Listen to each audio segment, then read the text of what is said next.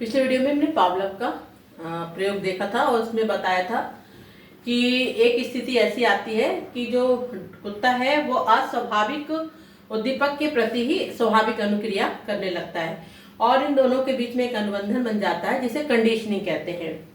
तो ये जो सिद्धांत है ये एक उद्दीपक उद्दीपक अधिगम का भी उदाहरण हो सकता है, क्योंकि इसमें एक अस्वाभाविक उद्दीपक है यानी घंटी की आवाज, दूसरा जो स्वाभाविक उद्दीपक है यानी कि भोजन, तो उद्दीपक उद्दीपक हो गए। तो इसमें जो कुत्ता है वो एक उद्दीपक के उपस्थित होने पर वो दूसरे उद्दीपक के आने का संकेत समझता है, यानी कि एक उद्दीपक आ गया तो इसके बाद भोजन आएगा। इसलिए यहाँ पे दो उद्दीपक हैं, इसलिए इसको बोलते हैं, ये जो उदाहरण है वो उद्दीपक उद्दीपक अधिगम का उदाहरण हो सकता है, का उदाहरण है। तो जो अनुबंध की दशाएं इसमें जिसमें कि कंडीशनिंग है, इसके लिए कंडीशंस क्या है, कंडीशंस फॉर कंडीशनिंग। तो इसमें अनुबंधन हेतु 4 दशाओं का होना आवश्यक है। पावलोव ने बताया कि अनुबंधन हेतु निम्नलिखित 4 दशाओं का होना आवश्यक है। पहला है स्वाभाविक उद्दीपक व अनुक्रिया का एक निश्चित क्रम होना चाहिए, अर्थात मतलब जैसे पहले अस्वाभाविक उद्दीपक आए फिर स्वाभाविक उद्दीपक आए। अस्वाभाविक उद्दीपक मतलब घंटी की आवाज और स्वाभाविक उद्दीपक मतलब भोजन, तो एक साथ ही आना चाहिए। तो उद्दीपक प्रस्तुत करना चाहिए तथा इसके बाद अनुक्रिया होनी चाहिए। अब दोनों एक साथ आएंगे तब उसके बाद अनुक्रिया होनी चाहिए।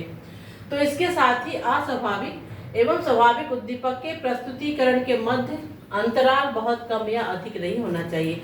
मतलब जब अस्वाभाविक उद्दीपक आ रहा है उसके जस्ट बाद स्वाभाविक उद्दीपक आ रहा है, तो इनके जो प्रस्तुत करने की जो स्थिति है उसके बीच का जो समय अंतराल है ना तो बहुत कम होना चाहिए और ना बहुत ज्यादा होना चाहिए।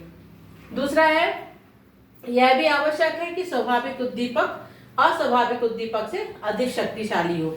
मतलब जो स्वाभाविक उद्दीपक है वो अस्वाभाविक उद्दीपक से अधिक शक्तिशाली होना चाहिए, जैसे कि घंटी की आवाज उतनी शक्तिशाली नहीं जितना कि भोजन।